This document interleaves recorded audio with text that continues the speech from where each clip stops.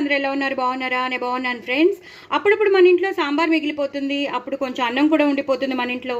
So మళ్ళీ అన్నం తినమంటే వాళ్ళు తినరు కదా. సో అప్పటికప్పుడు సాంబార్ రైస్ చేసుకోవాలంటే ఆ సాంబార్ రైస్ మనకి పూర్తిగా సరిపోదు, అంటే మొత్తం 2 పూటలు కూడా రాదు. సో అందుకని అనమాట ఉన్న కొంచెం సాంబార్లో ఆ రైస్ అయితే మనం వేసేసుకుంటాం. ఫస్ట్ మన దగ్గర ఉన్న రైస్, ఉడకబెట్టిన అన్నమైనా పర్వాలేదు, అలాగే లెఫ్ట్ ఓవర్ రైస్ అయినా పర్వాలేదు.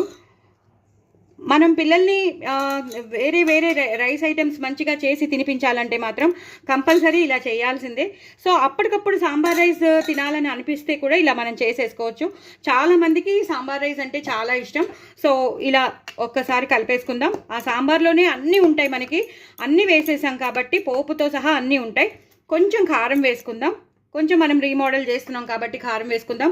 అలాగే సాంబార్ పౌడర్ విత్ లవంగాలు అది కూడా వేసేసాను. సో కొంచెం మసాలా టెస్ట్ వచ్చేటట్టు సాంబార్ పౌడర్ మన ఇంట్లో ఎలాగో ఉంటుంది, అది కూడా కలిపేశాను.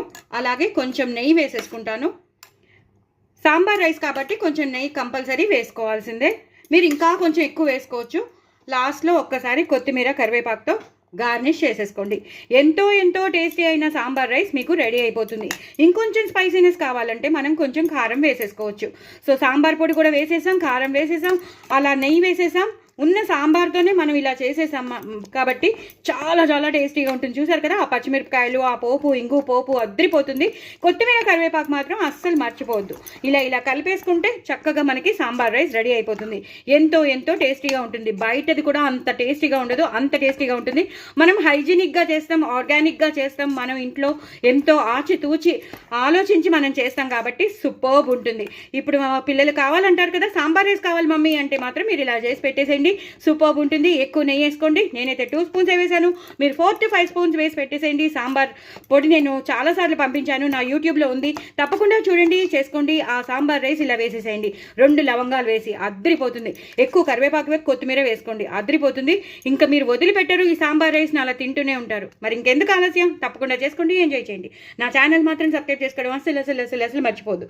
చూడండి ఎంత టెంప్టింగ్గా ఉందో, సూపర్బ్ ఉంది. నేనైతే ఇంకో నెయ్యి వేస్తాను మీకు తెలియాలని. చూసారు కదా, ఇంకా నెయ్యి వేసాను, బాగా ఉడికిపోతుంది.